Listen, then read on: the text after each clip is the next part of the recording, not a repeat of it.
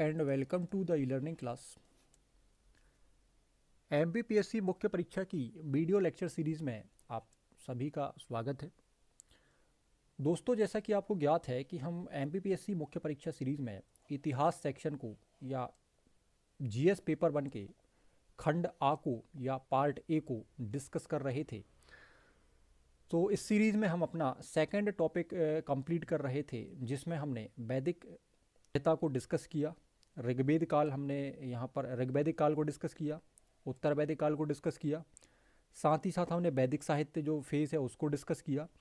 और अब हमारा जो इसमें नेक्स्ट फेज़ आता है या जो नेक्स्ट हमारा इसमें लेक्चर है, लेक्चर नंबर 1, तो इसमें हम क्या करेंगे, सूत्र काल को यहाँ पर डिस्कस करने वाले हैं। ठीक है, सूत्र काल, या हम कह सकते हैं कि आर्यों के जीवन से जुड़े हुए कुछ महत्वपूर्ण कर्मकांड हैं, ठीक है, उनको यहाँ पर हम डिस्कस करने वाले हैं। ठीक, सो उस सीरीज़ में ये हमारा पहला वीडियो लेक्चर है, जिसके अंदर हम आश्रम व्यवस्था को पढ़ने वाले हैं। ठीक है, या 4 स्टेजेस ऑफ वैदिक लाइफ हम पढ़ने वाले हैं, जिसमें ब्रह्मचर्य है, गृहस्थ है, वानप्रस्थ है और संन्यास है। तो ये क्या होता है, तो इनके बारे में डिस्कस करेंगे। साथ ही साथ मैं आपको ये भी बता दूं कि भाई, अगर आप किसी भी स्टेट सर्विस एग्जाम की तैयारी कर रहे हैं तो ये वीडियो लेक्चर आपके लिए सफिशिएंट होगा, जो आपकी तैयारी को बूस्ट कर रहा होगा। ठीक है, तो इसके प्रीवियस लेक्चर अगर आपने नहीं देखे हैं, हिस्ट्री के प्रीवियस लेक्चर आपने अगर नहीं देखे हैं, तो कंप्लीट सीरीज़ आपको प्लेलिस्ट के अंदर मिल जाएगी, जिसमें लगभग हम अभी तक, ठीक है, 25+ लेक्चर्स वहाँ पर आपको मिल रहे होंगे, जिनमें हमने अगर हम बात करें, ठीक है, तो इतिहास को सीरीज़ में हमने डिस्कस किया हुआ है। तो सारे लेक्चर आपको वहाँ पर मिल रहे होंगे। सबसे पहला सवाल तो ये आता है कि भाई सूत्रकाल क्या होता है। ठीक है, सूत्रकाल से क्या आशा है, सूत्रकाल क्या होता है। ठीक, तो आपको पता है कि हम वैदिक सिविलाइजेशन पढ़ रहे थे और हमने 1500 से लेकर 1000 तक का जो फेज़ है उसको हम ऋग्वैदिक काल कहते हैं। और इसमें हमने इनका धर्म है, दर्शन है, सारी चीज़ों को लगभग यहाँ पर जो सामाजिक जीवन है, आर्थिक जीवन है, जो भी चीज़ें हैं उनको सबको हमने यहाँ पर डिस्कस किया। फिर आगे हमने देखा कि भाई 1000 से लेकर जो 600 तक का टाइम पीरियड है, इसको हमने उत्तर वैदिक काल कहा। और यहाँ पर हमने उन्हीं चीज़ों के बारे में फिर बात करी कि भाई यहाँ पर आर्यों के जीवन से जुड़ी सारी चीज़ों को हमने डिस्कस किया। सामान्य इनका जो जीवन है वो सामाजिक जीवन है, आर्थिक जीवन है, ठीक है, धार्मिक जीवन वो कैसा था, इन चीज़ों को डिस्कस किया। तो 600 के बाद का जो समय है, ठीक है, या 6ठी शताब्दी ईसा पूर्व से हम लेकर अगर बात करें तो 3री शताब्दी तक का जो समय है, उसी समय को भी सूत्रकाल कहा जाता है, या उस टाइम पीरियड को क्या कहा जाता है, सूत्रकाल कहा जाता है। ठीक, या आप ऐसा कह सकते हैं कि प्राचीन भारतीय इतिहास के उस खंड को या उस भाग को जिसमें सूत्र साहित्य लिखा गया, सूत्र साहित्य की रचना की गई, उसको हम क्या कहते हैं, सूत्रकाल कहते हैं। समय की बात आए तो आप बता सकते हैं कि भाई छठी ईसा पूर्वी से लेकर, ठीक है, 3री शताब्दी ईसा पूर्व तक के समय को ही सूत्रकाल कहा गया है। तो इस समय जो भी जीवन में जो चीज़ें इनके जोड़ी गई हैं, जो भी चीज़ें यहाँ पर हैं, तो उन सब के ऊपर जो साहित्य लिखे गए हैं, उन साहित्य को सूत्र साहित्य कहा गया है, और इसीलिए इसे क्या कहा जाता है, सूत्रकाल कहा जाता है। सूत्र साहित्य को मुख्यतः हम बात करें तो 3 भागों में यहाँ पर बांटा जाता है। एक सौत्र सूत्र होता है, एक गृहस्थ सूत्र होता है, ठीक है, और एक आपका क्या होता है यहाँ पर, धर्म सूत्र होता है। ठीक, तो अगर हम बात करें भाई सूत्रकाल में हमें क्या क्या पढ़ना है, तो सबसे पहले हम यहाँ पर आश्रम व्यवस्था आज के इस लेक्चर में पढ़ने वाले हैं। देन इसके आगे जो हमारा नेक्स्ट लेक्चर होगा उसमें हम पंच महायज्ञ को डिस्कस करेंगे। और इसके आगे जो हमारा लेक्चर होगा नेक्स्ट, उसमें हम पुरुषार्थ को पढ़ेंगे। देन उसके आगे या नेक्स्ट लेक्चर में हम संस्कार को पढ़ेंगे, और फिर हम यहाँ पर विवाह को पढ़ेंगे। तो लगभग इस सीरीज़ में आपको 5 लेक्चर और मिलेंगे, जिसमें हम सूत्रकाल में इन 5 टॉपिक्स को 1 बाय 1 डिस्कस करते चलेंगे। क्योंकि मुझे ऐसा लग रहा है कि भाई यहाँ से 3 नंबर या 5 नंबर के लिए इनमें से चीज़ें आपके लिए इंपॉर्टेंट होगी। 3 नंबर में वैसे भी आप देखेंगे तो संस्कार पूछा गया है, ठीक है ना, पंच महायज्ञ काफ़ी इंपॉर्टेंट है, आश्रम व्यवस्था आपसे पूछी जा सकती है, पुरुषार्थ पूछा जा सकता है, विवाह की पद्धतियाँ या जो प्रकार हैं उनके बारे में पूछा जा सकता है एग्जाम में। तो काफ़ी मोस्ट इंपॉर्टेंट ये टॉपिक मुझे लगे, ठीक है, कि भाई इनको पढ़ना चाहिए। ठीक है, सो इसीलिए मैंने इस सीरीज़ में इनको इंक्लूड किया है, और इनके ऊपर आपको सेपरेट लेक्चर मिल रहा होगा, जो लगभग आपका 15 से 20 मिनट का एक लेक्चर होगा। उस लेक्चर में हम ये प्रयास करेंगे कि हम कम समय के अंदर ज़्यादा से ज़्यादा चीज़ों को सीख पाएँ। और इसीलिए मैं चीज़ें जो हैं वो जो भी हम पढ़ रहे हैं वो स्लाइड्स के माध्यम से यहाँ पे बताने का प्रयास कर रहा हूँ, कि आपको सारी चीज़ें एज इट इज़ यहाँ पर दिख रही होंगी, ठीक है, और आप उनको समझने का बेहतर तरीके से यहाँ पर प्रयास कर रही होंगी। तो इसको मैंने क्वेश्चन के फॉर्म में लिखा हुआ है कि भाई वैदिक कालीन आश्रम व्यवस्था का वर्णन कीजिए। अगर एक क्वेश्चन हमारे सामने आ जाए और हमको 50 शब्दों में, ठीक है, इसको डिज़ाइन करना हो या लिखना हो, तो हम कैसे लिखेंगे। ठीक है, यहाँ तो मैंने 200 शब्दों से अधिक का मटेरियल यहाँ पर दिया हुआ है, क्योंकि हम इसको अभी यहाँ पढ़ रहे हैं। ठीक है, हम आंसर राइटिंग यहाँ पर नहीं कर रहे हैं। ठीक है, सो आंसर राइटिंग का तरीका मैंने आपको बता दिया है कि भाई अगर 50 शब्दों में लिखना है तो आप 2 लाइन में यहाँ पर क्या करेंगे, वैदिक कालीन जो आश्रम व्यवस्था है उसको आप समझाएंगे, ठीक है। और साथ ही साथ जो चार आपके पॉइंट बनते हैं जिनमें आप बात करो, ठीक है, तो ब्रह्मचर्य है, ठीक है, गृहस्थ है, वानप्रस्थ है और संन्यास है, इनको लिखें और इनका आप एक एक लाइन में यहाँ पर इनको बता दें, ठीक है। और एक छोटा सा निष्कर्ष एक लाइन का देकर आप अपने क्या कर सकते हैं, 50 शब्द यहाँ पर पूरे कर सकते हैं। 50 से 55 शब्दों में आप बड़े आसानी से इसको लिख सकते हैं। तो ये फॉर्मेट हमने डिस्कस किया हुआ था कि भाई हमें किस तरीके से चीज़ों को लिखना है। तो जो भी चीज़ें आपने पढ़ी हैं उसको एक लाइन में बनाना आपको सीखना है कि भाई अगर जैसे हमें ब्रह्मचर्य लिखना है तो हम एक लाइन में कैसे लिखेंगे, ठीक है। गृहस्थ जीवन को एक लाइन में हम लिख दें, ठीक है। एक लाइन में हम वानप्रस्थ को लिख दें और एक नंबर में हम क्या लिख दें, संन्यास को लिख दें, ठीक। एक से 2 लाइन में इंट्रोडक्शन बना दें तो भाई हमारे आराम से 50 शब्द यहाँ पर पूरे हो रहे होंगे, है ना। तो अगर आप इसको सीखना चाह रहे हैं भाई इसको, है ना, तो लाइव क्लास के माध्यम से हम बहुत आसानी से इस चीज़ को समझ सकते हैं। और जो भी डाउट आपके मन में आ रहे हैं तो उसके लिए आप मुझे कमेंट करें, तो उसके लिए आपको आगे वीडियोस भी मिल रहे होंगे आंसर राइटिंग के ऊपर, ठीक। तो यहाँ पर इस सीरीज़ में हमारा एक उद्देश्य ये है कि भाई हम हिस्ट्री को यूनिट 1 को यहाँ पर कंप्लीट इसमें कवर करें, ठीक। तो आपको बताना है कि उत्तर वैदिक काल में आश्रम व्यवस्था स्थापित हुई है। तो आश्रम व्यवस्था जो है ना ये उत्तर वैदिक काल में स्थापित हुई है। मतलब क्या कह सकते हैं आप कि भाई 1000 से 600 के समय ये स्थापित तो हो गई है, अस्तित्व में आ गई आश्रम व्यवस्था। लेकिन क्या हमें चारों आश्रमों का उल्लेख यहाँ पर मिलता है, तो नहीं मिलता। तो आप बताओगे कि उत्तर वैदिक काल में आश्रम व्यवस्था तो स्थापित हो गई, परंतु इस काल में क्या हुआ कि आश्रम व्यवस्था में हम देखें तो 3 आश्रमों के बारे में ही जानकारी मिलती है, ठीक है।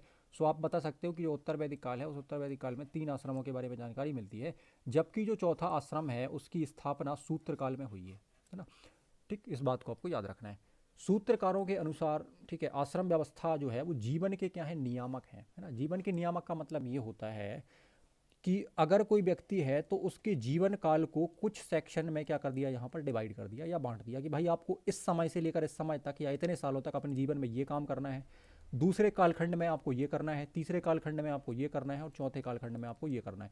तो यही सिस्टम है या यही आश्रम व्यवस्था है कि एक व्यक्ति के जीवन को कुछ नियमों में या कुछ नियामक में या कुछ खंडों में डिवाइड कर दिया गया। जैसे मैं इसमें अगर आपको कहूँ तो आप सिंपल से एग्जांपल समझ सकते हो कि एक बच्चा है, ठीक है, या एक बालक है, तो अगर वो हॉस्टल में रह रहा है तो उसकी दिनचर्या जो है या उसका जीवन जो है या जीवन के जो 6 साल या 5 साल अगर हॉस्टल में रह रहा है तो उनको डिवाइड कर दिया कि भाई 1 साल आप ये पढ़ोगे, 1 साल ये करोगे, 1 साल ये करोगे, 1 साल ये करोगे।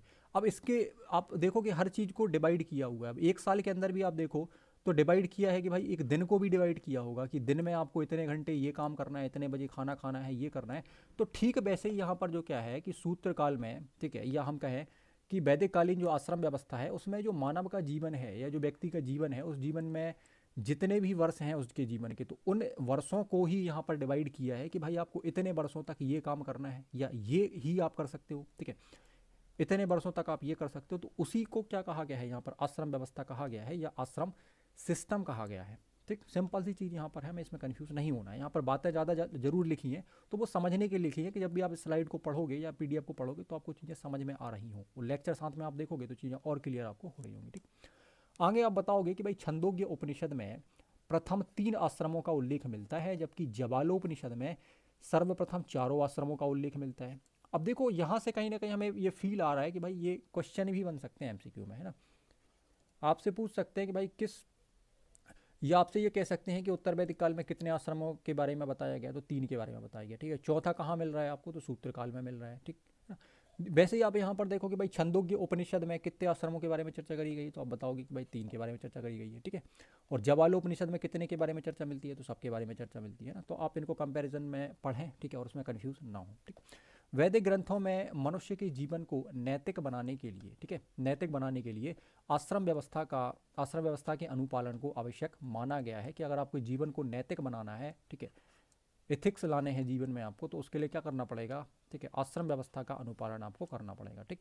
एथिक्स में भी आप इन चीज़ों का यूज़ कर सकते हैं, पॉइंट को कोड कर सकते हैं कि भाई वैदिक कालीन या सूत्रकाल में इस तरह की व्यवस्था बताई गई है, तो इसको अगर जीवन में इम्प्लीमेंट किया जाए तो इसके ये बेनिफिट है, तो उसको आप लिंक करके भी उनका यूज़ करके आप कोड कर सकते हो चीज़ों को 1 या 2 लाइन में, है ना। तो हमें इसलिए सारी चीज़ों को इतिहास में थोड़ा सा डिटेल में समझ कर चलना है, जिससे हम उसका यूज़ आगे आने वाले सब्जेक्ट्स में भी बेहतर तरीके से हम कर पा रहे हो, ठीक।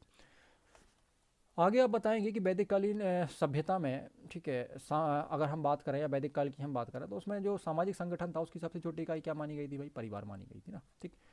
तो अगर यहाँ देखा जाए तो आश्रम व्यवस्था के तहत जो आर्य थे उनका संपूर्ण जीवन जो था वो 100 वर्षों का मानकर ये माना गया कि आर्यों का जो संपूर्ण जीवन है वो 100 वर्षों का रहा, ठीक है, या 100 वर्ष तक ही कोई व्यक्ति यहाँ पर क्या होगा अपने जीवन को जी रहा होगा, या एक उसकी लाइफ साइकिल जो है वो 100 सालों की होगी।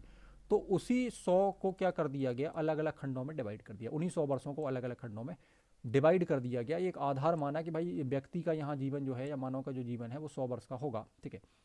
और उस 100 वर्ष को आधार बनाकर, ठीक है, उसको 4 खंडों में डिवाइड कर दिया। तो यही आश्रम व्यवस्था है, यही आश्रम क्या है, सिस्टम है, ठीक। अब उन 4 खंडों का मतलब क्या है, तो उन 4 खंडों का मतलब ब्रह्मचर्य है, गृहस्थ है, वानप्रस्थ है और संन्यास।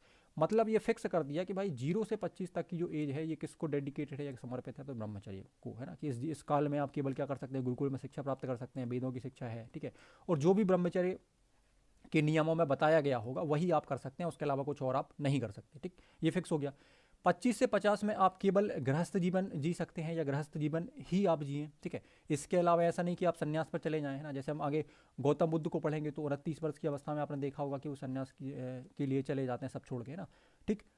तो यहाँ ऐसा नहीं है, हम आगे के फेज में उस पर बात करेंगे, आगे जब हम इसको पढ़ रहे होंगे, ठीक है। गौतम बुद्ध को हम जब पढ़ रहे होंगे या बुद्धिज्म जब हम पढ़ रहे होंगे तो हम तब उसको डिस्कस करेंगे। तो यहाँ मेरा बताने का उद्देश्य ये है कि भाई यहाँ चीज़ें फिक्स हैं कि भाई 25 से 50 के बीच में आपको गृहस्थ जीवन में रहना ही है, ठीक। 50 से 75 में वानप्रस्थ रहेगा, ठीक है, कि आप जंगलों में जाकर या ऋषि मुनियों के जो निवास स्थान हैं उन पर आप सत्संग कर रहे हैं या इस तरीके की चीज़ें, इस तरीके की चीज़ों में इन्वॉल्व हैं, जिनको वानप्रस्थ कहा गया है, ठीक है। और फिर आप देखें तो 75 से 100 में संन्यास, मतलब आप सारी दुनिया को छोड़कर या सारी चीज़ों को छोड़कर केवल ईश्वर की भक्ति में यहाँ पर लीन है, उसको संन्यास कहा जा रहा है कि आपने सबको यहाँ पर त्याग दिया, है ना, सांसारिक सुखों को या सारी चीज़ों को त्याग कर संन्यास में फिर आ गए, ठीक है। हालांकि वानप्रस्थ में भी ये होता है, बट उसमें क्या होता है तो हम उसको समझेंगे, ठीक। तो ये चीज़ें आपको क्लियर हो रही होंगी कि भाई इसका सिस्टम का मतलब क्या है या आश्रम व्यवस्था का मतलब क्या है, ठीक। अब सबसे पहले ब्रह्मचर्य के बारे में देख लेते हैं। तो ये जो है वो 6 वर्ष से लेकर 25 वर्ष के बीच माना जाता है ना। हम हालांकि इसको रखते हैं 0 से 25 पर, बट ये 6 से 25 माना जाता है, ठीक। जब क्या हो, जब एक बालक क्या करता है 6 वर्ष से 25 स्टार्ट क्या करता है, गुरुकुल में अपना जीवन स्टार्ट करता है, हम कह सकते हैं, ठीक है, कि बालक गुरु आश्रम में रहकर आदर्श जीवन यापन के लिए आवश्यक सभी स्तरों का ज्ञान प्राप्त करता है, अपने व्यवहार आचरण, ठीक है, संस्कार, ठीक है, इन सब को ग्रहण करता है। तो यही उसका क्या कहलाता है, ब्रह्मचर्य जीवन कहलाता है। जिसमें चाहे तो हम योग व्यायाम की शिक्षा की बात करें, वैदिक शिक्षा की बात करें, है ना, ये जो भी चीज़ें यहाँ पर मेंशन करी गई, जो भी चीज़ें ब्रह्मचर्य में बताई गई वो सारा अनुपालन यहाँ पर उनका किया जाता है, ठीक। तो इसे ही ब्रह्मचर्य आश्रम कहा जाता है। सेकंड आप बात करते हैं तो गृहस्थ जीवन या जिसको हम कहते हैं गृहस्थ आश्रम, ठीक। गृहस्थ आश्रम में क्या होता है कि जब ब्रह्मचर्य जो है वो कंप्लीट हो जाता है, जब व्यक्ति 25 साल का हो जाता है, तो उसके बाद जब वो 26वें साल में एंटर करता है तो वहाँ से ये स्टार्ट हो रहा होगा, ठीक। तो ब्रह्मचर्य आश्रम से शिक्षा ग्रहण कर मनुष्य विवाह कर वंश परंपरा को बढ़ाने हेतु 50 वर्षों तक गृहस्थ जीवन यापन करते हुए संतान पालन है, जीवन स्तर, है ना, को शारीरिक श्रम है, काम करना, इस तरीके से हम कह सकते हैं, ठीक है, धन इकट्ठा करना या इस तरीके से अपनी उन्नति करना। तो इन सब को हम किसके अंदर रख रहे हैं, यहाँ पर गृहस्थ जीवन में जितनी भी चीज़ें आती हैं ना वो सारी इसी में इन्वॉल्व हैं, ठीक है ना। व्यक्ति काम कर रहा है, धन अर्जित कर रहा है किसी अन्य माध्यमों से ना, खेती कर रहा है या कुछ और कर रहा है, तो ये सारा का सारा किस में आ जाएगा, गृहस्थ। फिर आप 50 के बाद फिर क्या करोगे, ये नहीं कर सकते हो, इन चीज़ों को छोड़कर फिर आप वानप्रस्थ में चले जाओगे, है ना। तो ये यहाँ पर बताया गया है। इसी काल में हम कह सकते हैं कि सामाजिक जीवन शैली में अतिथि सत्कार है, अन्य वर्गों या अन्य जीवों से मिलन व्यवहार, ठीक है, सहयोग करना, ये सारी चीज़ें किस में आ जाती हैं, गृहस्थ जीवन में आ जाती हैं। जब व्यक्ति 50 साल की एज अपनी कंप्लीट कर लेगा और जब 51 साल से हम बात करेंगे तो व्यक्ति फिर वानप्रस्थ आश्रम में चला जाएगा या वानप्रस्थ आश्रम जो है वो स्टार्ट हो जाएगा। वानप्रस्थ आश्रम की मेन थीम क्या है, इसमें होगा क्या, तो इसमें गृहस्थ जीवन के 50 वर्ष की आयु पूरी करते ही व्यक्ति क्या करेगा, अपने परिवार को छोड़ देगा, ठीक है, सगे संबंधियों से, सांसारिक बंधनों से क्या हो जाएगा, मुक्त हो जाएगा, केवल अपनी पत्नी के साथ, ठीक है, या पत्नी सहित एकांत क्षेत्र में जाएगा, ठीक है। और यहाँ पर क्या करेगा, गुरु आश्रमों में गुरुओं की या ऋषि मुनियों की सेवा करना, ठीक है, भ्रमण करना, सत्संग करना या उनके जो सत्संग है उसमें शामिल होना, ठीक है, ईश्वर की भक्ति करना, ठीक है, और ईश्वर को प्राप्त करने के मार्गों को ढूंढना, है ना, जैसे कह सकते हैं ना कि वन वन भटकना या इस तरीके की चीज़ें, तो वो आपका यहाँ पर क्या होगा, वानप्रस्थ नाम से स्पष्ट हो रहा है, उसी को हम क्या कहेंगे, वानप्रस्थ कहेंगे, जिसमें भाई व्यक्ति क्या करेगा, अपनी पत्नी के साथ यहाँ पर जा रहा होगा। लेकिन जब संन्यास आश्रम स्टार्ट होगा या 75 साल से जब इसकी हम बात करेंगे, ठीक है, तो इस काल में क्या होगा, जब 75 की आयु पूर्ण हो जाएगी तो व्यक्ति अपनी पत्नी को भी यहाँ पर त्याग देगा, ठीक है, उससे भी क्या हो जाएगा, उसको भी छोड़ देगा। और उसके बाद फिर सांसारिक सुखों, ठीक है, से हर चीज़ से क्या हो जाएगा, अपने आप को दूर कर लेगा। दूर करने के बाद केवल कंदमूल फल खाते हुए, ठीक है, ब्रह्म या परमात्मा का या ईश्वर का चिंतन करते हुए मोक्ष प्राप्ति या मोक्ष की कामना को लेकर क्या करेगा, संन्यास ग्रहण कर लेगा। इसे ही क्या कहा गया है, संन्यास आश्रम कहा गया है। तो उम्मीद मैं ये करता हूँ कि आपको सिस्टम जो होगा, जो आश्रम व्यवस्था है, ठीक है, या जो आश्रम सिस्टम है, वो आपको ठीक तरीके से समझ में आया होगा और आप बढ़िया तरीके से इस पर 50 शब्दों में अपना आंसर तैयार कर पाएंगे। ठीक है, और इसको लिखने का ज़रूर आप प्रयास करेंगे। आंसर राइटिंग के लिए आप मुझसे लाइव क्लासेस के माध्यम से जुड़ सकते हैं। ठीक है, फेसबुक पर आप मैसेज कर सकते हैं या टेलीग्राम पर आप मुझे मैसेज कर सकते हैं, या जो नंबर वहाँ शो हो रहे हैं उन नंबर पे आप कांटेक्ट कर सकते हैं। ठीक है, किस तरीके से आप लाइव क्लासेस ज्वाइन कर सकते हैं ऐप पर, तो उसके बारे में आप जानकारी वहाँ से प्राप्त कर सकते हैं। ठीक, सो इस वीडियो को हम यहाँ पर ख़त्म करते हैं। ठीक है, और मिलते हैं एक नए वीडियो में नए टॉपिक के साथ।